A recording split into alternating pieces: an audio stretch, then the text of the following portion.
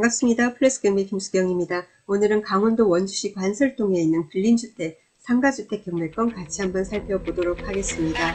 자, 첫 번째로는 입지 보고요. 두 번째는 건물 현황과 그리고 건축물 대장이 일치하는지 비교를 해보고, 일치하지 않으면 어떤 불이익이 있는지도 살펴보고, 그리고 세 번째, 임차인들 많이 있습니다. 선순위 임차인 있는지, 혹시 임차인 보증금 인수해야 되는 그런 부분이 있는지 체킹하고요. 그리고 네 번째는 등기부상으로 어떤 하자가 있는지도 살펴보도록 하겠습니다.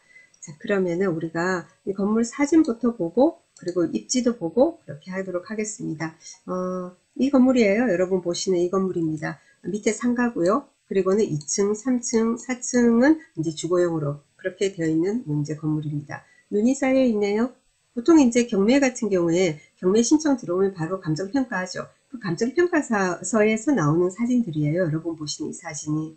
그러니까 지금 이제 10월 아닙니까? 10월에 지금 이렇게 진행되는 경우에는 보통 경매 들어오고 빠르면 7, 8개월 아니면은 좀 질질 끌게 되면은 1년 정도 지나야지 경매 공고 뜨고 하거든요. 그래서 최근에 경매가 진행되는 경매 1, 2차 진행되는 물건 같은 경우에는 지난 겨울에 보통 감정평가를 했기 때문에 이렇게 눈이 쌓여 있는 이런 모습을 많이 볼 수가 있죠. 사진 보니까 괜히 좀 마음이 추워요. 자, 그래서 이런 사진들이 보이고요. 그리고 이 건물이 이제 좋은 게 뭐냐면은 보시다시피 엘리베이터가 있습니다. 그래서 보통 왜 그 4층 정도의 엘리베이터가 있는 건물이 좀 드물잖아요. 근데 이제 최근에 짓는 건물들은 이제 비용이 조금 들더라도 엘리베이터를 조금 넣는 추세이긴 해요.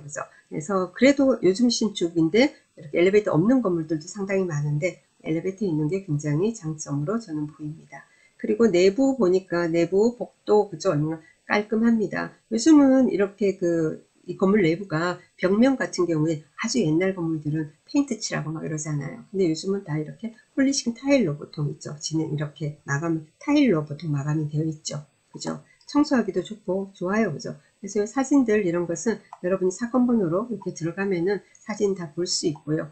그리고 보니까 이제 1층은 상가고 근생이고 여기 보면은 이제 계단실 그리고 엘리베이터 승강기 이런 게 보이고 그리고 2층 보니까 5가구라고 합니다. 201호에서 205호 3층 보니까 301호에서 305호 그럼 합해서 지금 10개다 그죠? 네, 그 다음에 4층이 401호 403호까지 해서 13개 그러니까 5개 5개 3개에서 1층은 상가고 2, 3, 4층에서 13가구가 지금 확인이 되고 있습니다.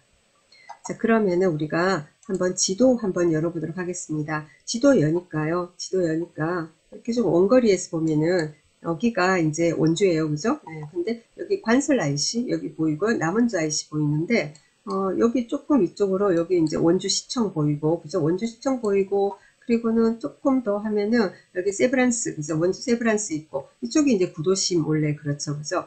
여기 같은 경우에도 보니까 지금 여기가 박경리 문학공원 여기 굉장히 유명하더라고요. 그래서 여기 사거리 여기 사거리가 여기 물건이 있고 옆에 여기 사거리 보이지 않습니까? 이게 문학공원 사거리라고 합니다. 그리고 여기 카페 식당들이 굉장히 여기 많이 보이고요. 그리고 이 물건이 있는 여기도 그냥 다가구가 아니고 대부분 1층의 상가인 상가주택으로 되어 있습니다. 자, 그러니까 이 물건 있지 않습니까? 이렇게 빨간 게 여기가 해당 물건이에요. 경매 물건. 바로 옆에도 보면서 아라비카라고 해서 꽤 큰 카페가 있습니다. 그리고 여기 롯데리아가 바로 보이고 그렇습니다. 그리고 여기 횡단보도 보이시죠? 횡단보도, 그죠? 횡단보도 있고 그렇습니다. 바로 앞에 뭐냐면은 축구장, 단강공원 되어 있습니다. 농구장도 있고요. 자, 그리고 이쪽으로는 옆쪽으로는 이제 아파트들이 있고 자, 그래서 아마 여기 그 카페 같은 경우에도 여기 이용하는 손님들, 그죠? 그리고 이쪽도 카페들이 많고 그런데요. 그래서 이제 여기도 카페가 생긴 것 같고, 여기 롯데리아도 있는 것 같고, 그렇습니다. 그래서 여기 이 상가주택 같은 경우에는 1층도 여기도 이제 임대가 좀 나가긴 수월하지 않을까라는 생각이 들고 그래요. 자, 그런데 조금 아쉬운 게 뭐냐면은 여기로는 차량은 들어가지 못해요. 이게 하얀색 이게 도로잖아요. 제가 로드뷰를 한번 찍어 볼게요. 자, 로드뷰를 찍었는데 로드뷰를 하는데 여기는 없잖아요. 그죠? 여기 이왕이면 여기도 이렇게 바로 들어갈 수 있으면은 더 좋았을 텐데 라는 생각은 드는데 요렇게 통과해서 이제 들어가야 되는 거죠. 그죠? 요렇게 해서 들어가야 되는 거지. 이쪽으로는 들어가지 못하는 거예요. 그럼 이 길은 뭐예요? 하면은 그냥 인도예요. 인도. 그래서 여기를 찍어서 한번 볼게요. 여기 보니까 그래서 도로는 있는데 여기 막혀 있는 거죠. 차가 들어가는 건 아니다. 그죠? 네, 그렇게 되어 있습니다. 자, 그리고 요 건너편이 아까 말씀드린 대로 뭐 축구장, 뭐 족구장 하는 스포츠 이제 시설들이 있고, 그리고는 공원이고 이제 그렇게 되어 있는 거죠. 자, 그러면은 상세한 내용을 조금 더 이제 시작해 보도록 하겠습니다. 자, 입찰 날짜가 이번에 한 번 유찰이 돼서 지금 경매 2차거든요. 2차 입찰일이 11월 1일입니다. 11월 1일이고 춘천지방법원 원주지원이고 2020 타경의 504321에 물건번호 1번입니다. 물건번호가 있는 경우에 1번, 2번, 3번, 4번 뭐 이런 게 있으면 꼭 입찰서에 물건번호 1번이라고 반드시 기재를 하셔야 됩니다. 이거 기재 안 해가지고 입찰 무효되는 경우도 있습니다. 한 번씩은. 자, 2020의 504321에 물건번호 1번 있습니다. 자, 물건 종별은 말씀드린 대로 근린주택, 상가주택이고요. 자, 토지 면적은 110.987평이 되고 건물 면적은 225.408평입니다. 자, 감정가는 16억 2,400 얼마에서 한 번 유찰이 돼서 11억 3,700선으로 지금 떨어져 있습니다. 자, 그러면은 토지 건물 현황 살펴보도록 하겠습니다. 감정평가 시점은 2021년 5월 4일, 그리고 보존 등기일은 2018년 5월 15일. 자, 그러면은 이 건물이, 그죠? 보존 등기일로 따지면은 3년 5개월 정도가 된 거죠. 그래서, 자, 토지 감정이 6억 6천 살짝 넘고요. 건물이 1층부터 4층까지 있습니다. 자, 2층, 3층, 4층에서 다가구 돼 있죠? 아까 우리 사진으로 확인했죠, 그죠? 자, 그래서 이게 13가구고요. 1층은 근생으로 되어 있고, 사용 승인은 2018년 5월 4일이고, 그죠? 5월 4일 사용 승인, 5월 4일, 그리고 보존 등기 됩니다. 그 다음에 제시회라고 나옵니다. 제시회라는 것은 건축물 대장에 기재되어 있지 않은 내용입니다. 보통은 이 건물의 뭐 종물, 부합물로 볼 수 있는 그런 미미한 부분들인데, 자, 여기 같은 경우는 옥탑에, 그러니까 4층 위에 다락 형태로 있다고 합니다. 28.151평, 그리고 계단실 6.464평, 매각에는 당연히 포함입니다. 자, 그래서 감정이 합하면 16억 얼마다 이 말이고, 자, 건물 앞에, 그 건물 앞에 도로 폭은 약 8m 정도라고 합니다. 자, 그러면 건축물 대장 보겠습니다. 자, 건축물 대장 보니까 제일 먼저 우리가 눈에 띄는 게 뭐죠? 건축물 대장 열면은 위반 건축물이면 여기에 이 부분에 노란 바탕에 까만색 글씨로 위반 건축물이라고 되어 있죠. 자, 그런 내용은 없습니다. 그런 내용은 일단 없어요. 자, 그런데 뭐냐면은 옆에 보니까 세 가구로 되어 있습니다. 우리가 본 것은 13가구입니다. 감정평가서가 13가구라고 해놨습니다. 자, 도면도 막 그려놨어요. 자, 그런데 3가구밖에 안 된답니다. 3가구를 가지고 그러면은 13가구로 뻥튀기를 한 겁니까? 그죠? 자, 그래서 한번 층별로 한번 봅시다. 일단은 자, 1층에 있습니다. 1층 소매점에서 이거는 제곱미터입니다. 평이 아니고 139.91제곱미터, 그리고 21.37제곱미터 뭐 이런 게 있답니다. 자, 그리고 뭐 1층은 어차피 근생이라고 했습니다. 자, 2층에 보니까 우리가 볼 때는 뭐죠? 주거용이라고 아까 되어 있었던 것 같은데요. 어쨌건 5개. 근데 2층에 어떻게 되어 있냐면은 원래 건축물 디자인에는 2층에는 제2종 근생에서 사무실이 2개가 있다라고 나옵니다. 면적은 164.04제곱미터고 2층이 5개로 쪼개져 있지 않았습니까? 그런데 그게 아니고 뭐라고요? 사무소랍니다. 원래 건축물 디자인에는. 자, 그리고요. 3층에 봅시다. 3층에는 다가구 2개라고 합니다. 3층에도 5가구였죠. 그런데 여기 건축물 디자인은 2가구로 되어 있습니다. 자, 이걸 보니까 뭐죠? 사무소 2개로 해놓고, 그런데 뭐죠? 이렇게 해가지고는 뭐죠? 사용 승인 받고, 그죠? 그렇게 다 하고 나서 어떻게 해요? 이렇게 쪼개기 하고 또, 그죠? 주거용으로 임대를 주고, 이제 그렇게 된 거죠. 그리고 3층에 2가구 역시도, 그죠? 그렇게 한 거고, 그죠? 자, 그 다음에, 그러면은 4층은 어떻게 돼요? 봅시다. 4층 같은 경우에는 한 가구라고 합니다. 자, 그러니까 답이 나왔다, 그죠? 2층은 사무소인데 5개로 쪼개서 주거용으로 불법으로 사용을 하고 있는 거고, 그리고 3층은 뭐죠? 2가구죠. 2가구를 5가구로 나눈 거고, 주거주택이긴 해요. 그죠? 그런데 이제 가구 수를 갖다가, 그죠? 불법으로 나눠버린 거고, 4층 같은 경우에는 한 가구를 3가구로 나눈 거고, 지금 그렇게 된 겁니다. 현황은 주거용 13가구인데, 공부상으로 보니까 뭐요? 2층은 사무소다. 3층, 4층 같은 경우는 가구수가 좀 더 달라서. 왜 처음부터 이렇게 짓지? 왜 그러면은 이런 식으로 해가지고 그렇게 뻥튀기를 하는 겁니까? 하는 것은 저기죠. 이제 주차장 부분 때문에 그래요. 주차 부분 때문에. 자, 일단 그렇고 그 다음에 옥탑에는 뭐 다락, 계단실이 있다. 이런 내용이 나옵니다. 자, 그래서 일반 건축물이란 내용이 기재되어 있지 않다 하더라도 아직은 적발이 안 되는지 모르지만 분명히 현황은 일반 건축물입니다. 그래서 이런 물건을 여러분 입찰을 하실 때는 금융기관 여러 군데 잘 확인을 하시고 만약의 경우를 모르는 상황이 벌어집니다. 그러니까 잘 확인하시고 준비를 잘 하셔야 되고 좀 대출받기가 사실은 조금 어렵죠. 위반 건축물이라고 하더라도 그 위반의 그 내용이 굉장히 미미하지 않습니까? 그러면은 이제 대출이 돼요. 대부분 됩니다. 조금 줄어들지언정. 근데 이 부분에 대해서는 여러분이 진짜 많이 확인하셔야 돼요. 이걸 모르니까 나중에 이거 아니에요. 경매 낙찰되고 나서 대출 받으려고 그러면은 그 금융기관에서도 전부 다 이런 옥션 사이트 보고 다 알아요. 그렇기 때문에 나중에 문제될 수 있으니까 대출 부분 미리미리 확인하시고요. 그리고 물론 원상 회복 조건이라든가 여러 가지 조건을 특약을 달아서 일부 대출을 받는 방법도 있을 수는 있겠죠. 근데 그런 경우도 이제 1금융 같은 경우에는 어려우실 겁니다. 그래서 굉장히 조심하셔야 되는 부분. 위반 건축물은 기본은 뭐냐면은 가장 기본은 위반 건축물은 대출이 안 나온다. 이제 안 나오는데 나오게 이제 만드는 것도 능력이겠죠. 근데 됩니다. 이렇게 하세요. 이런 말씀은 제가 드리기는 좀 어렵습니다. 그래서 이제 그렇게 되고요. 그리고 또 위반 건축물 같은 경우에는 어떻게 되냐면은 밑에 상가 있지 않습니까? 상가 임차인이 사업자 등록을 하기가 어렵습니다. 그렇게 되고 그리고 위에 이제 다가구 같은 경우에도 어떻게 되죠? 예를 들면은 들어오는 사람이 전세 대출을 받는다라든지 그것도 어렵습니다. 그래서 여러 가지 불이익이 많으니까 그래서 이제 건축물 대장을 보고 현황하고 비교를 하고 하는 작업을 끊임없이 하는 거고 그렇습니다.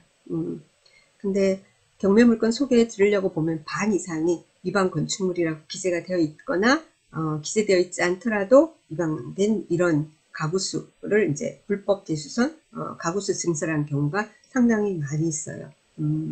그래요. 자, 그러면은 이번에는 한번 등기부 보고요. 그리고 임차인 관계도 한번 보도록 하겠습니다. 일단 건물의 현황은 지금 문제가 있습니다. 자, 등기부 볼게요. 토지 등기부 보겠습니다. 2013년 11월 21일 날 소유권 이전 매매에서 누군가가 매수를 했고 토지를 그 당시에 토지를 3억에 매수했다고 합니다. 2013년도에 자, 그때 근저당 설정됩니다. 원주 밝음 신협이라는 데서 이제 근저당 설정했고요. 그리고 그 뒤에 이제 소유권 이전이 됩니다. 소유권 이전 2017년 9월 7일 날 소유권 이전 지금 현재 소유주에게로 이제 매도가 됐습니다. 그리고 2020년 11월 9일 날 이제 강제 경매가 들어옵니다. 이 경매 신청한 채권자는 원래 임차인이었던 분입니다. 그래서 임대차 보증금 반환 소송을 통해 가지고 그래서 경매를 접수를 하게 된 겁니다. 그 다음에 이제 가압류권들 있고 그리고 건물 등기부 볼게요. 건물 등기부는 소유권 보존이 2018년 5월 15일이죠. 그죠? 2018년 5월 15일입니다. 자, 이때 이제 근저당 원주 밝음 신협에서 이제 공동담보, 그죠? 건물과 토지를 공동으로 이렇게 이제 잡은 겁니다. 같이 들어왔어요. 이때 대출해줄 때 2013년 이렇게 이제 대출해줄 때 있지 않습니까? 그래서 이제 이 건물도 같이 잡겠다라고 특약으로 해가지고 하는 거거든요. 자, 어쨌건 그러면 말소 기준 등기는 2018년 5월 15일. 임차인은 우리가 건물 등기부 기준으로 합니다. 그래서 건물 등기부의 말소 기준 등기 2018년 5월 15일 신협의 근저당입니다.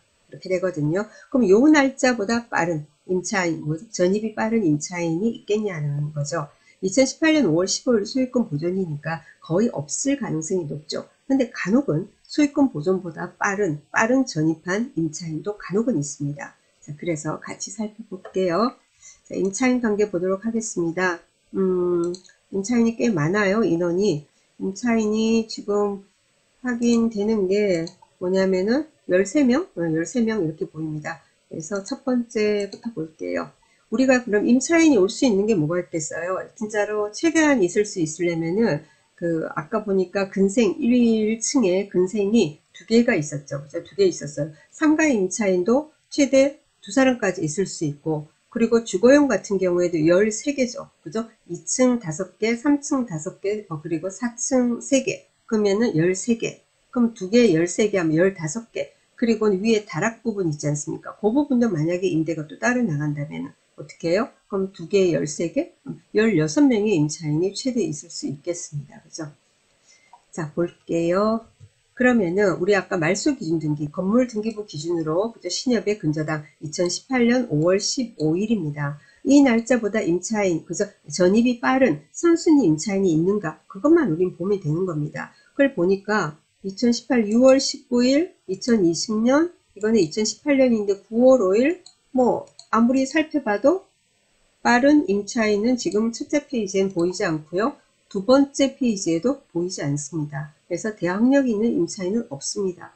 자, 그러면은 우리는 안심인 거죠. 그럼 이 임차인들은 어떻게 돼요? 라는 것은 소액 임차인 범주에 들어가면은 소액 임차인 최우선 변제를 받고, 그리고 확정일을 받았으면은 확정일 기준으로 우선 변제권도 생기고, 그러면은 그런 날짜 순에 의해서 그런 최우선 변제와 우선 변제를 이용을 해가지고는 배당을 받고, 그리고 만약에 못 받게 되더라도 소멸되는 겁니다. 매수인하고는 관계가 없는 거죠.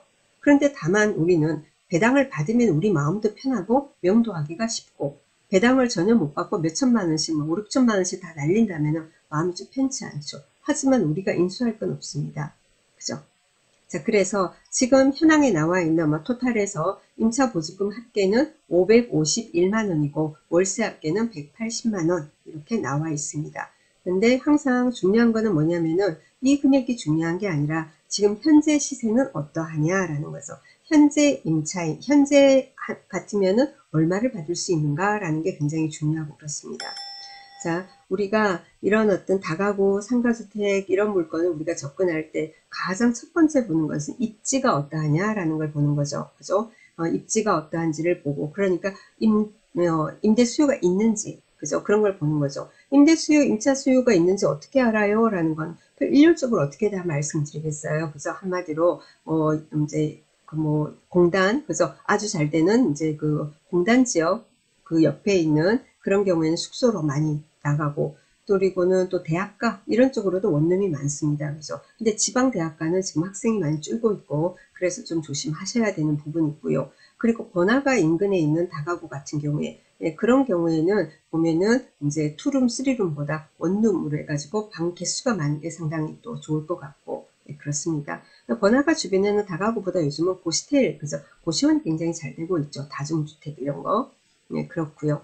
네, 그런데 그런 입지 같은 거 보고 임대 수요가 있는지 그런 걸 살펴보고, 공실이 인근에 보통 다가구, 상가주택 이러면은 자기 혼자만 딸랑 있는 경우는 별로 없어요. 거의 타운을 형성하고 있기 때문에 그러면은 그 일대에서 공실 현황이 어떠한지 이런 거 한번 살펴보시고 하면 됩니다. 저는 부산에 있어요. 부산법원 앞에 제가 있는데 부울경 쪽 이제 물건 같은 경우는 제가 경매 대행을 하는 경우도 상당히 많이 있거든요. 그래서 이제 부울경 쪽은 경매가 있건 없건 간에 주로 이제 유명한 지역 같은 경우 제가 한 번씩 쭉 현황을 둘러보러 다닙니다. 그래서 일주일 전인가 이제 부산 옆에 보면은 김해 유라 신도시라고 있습니다. 그래서 이제 유라 같은 경우에도 제가 가서 한번 둘러봤는데 거기는 상가주택, 다가구 원룸 상가주택 같은 경우에 뭐 공실이 거의 없어요. 거의 없고 뭐 매물도 거의 없는 상태. 매물이 몇 개 있긴 한데 가격이 너무 비싼 그런 적이고, 그리고는 그 방이 없어요. 진짜로. 그래서 공실이 없다라는 것은 뭐예요? 여러분 우리 봤는데 예를 들면은 방이 뭐 예를 들면은 뭐 10개다, 열 몇 개다, 좀 적은 경우에는 7, 8개, 많으면 열 몇 개 막 이렇거든요. 거기에서 이제 공실이 몇 개 나버리고 하면 수익률이 훅 떨어지잖아요. 그렇지 않습니까? 그래서 그 부분에 경매 물건 같은 거 가시면 경매 물건만 보는 게 아니고 그 인근에 비슷한 건물들이 공실이 있는지, 임대료가 어떠한지 이런 걸 보시고요.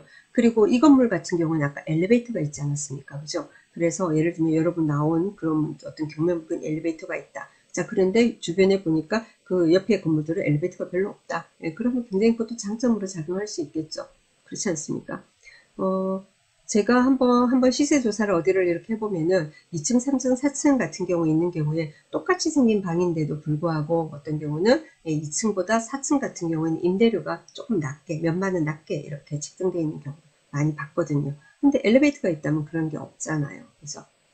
예, 그런 부분 보시고, 그리고 아까 제가 체크하듯이 건축물 대장과 현황이 일치하는지를 반드시 확인하셔야 됩니다. 나중에 머리 아프게 돼요. 지금 당장은 위반 건축물이란 게 안 돼 있고 어떻게 대출을 받았다 손 치더라도 위반된 내용에 대해서 경매권 같은 경우에는 민원이 들어갈 수 있습니다. 안 그래요? 민원이 지금은 아니라 하더라도 민원이 들어가면 공무원들이 가만히 있지는 않아요. 당연히 나와요. 답을 해야 되기 때문에. 위반 건축물로 이제 되는 경우가 뭐 예를 들면은 뭐 드론 같은 거 이런 촬영도 하고, 그리고 주기적으로 뭡니까 이렇게 자기들도 조사를 하고, 그리고 민원이 들어오는 경우도 있고 막 이렇거든요. 민원이 들어오면 까닭이죠. 그래서 이렇게 되면은 그 다음에 그럼 이행강제금 어떻게 할 것인가? 이행강제금을 물지 않으려면 원상복구를 해야 되는데, 원상복구를 해서 아까 여기 같으면 건축물 대장에 2층은 사무소고, 그 다음에 뭐죠? 2층이 사무소 2개고, 3층 같은 경우에 2개, 이게 두 가구였고 4층은 한 가구였고 그렇단 말이에요. 그럼 그런 식으로 원상복구를 하면 원상복구하는 비용도 들어갈 것이고, 그리고 나서 뭐죠? 그렇게 했을 때 과연 그럼 임대료는 얼마 받을 수 있느냐, 이게 타산이 맞느냐라는 거죠. 그래서 제일 중요한 게 저는 현황과 건축물 대장이 일치하느냐라는 겁니다.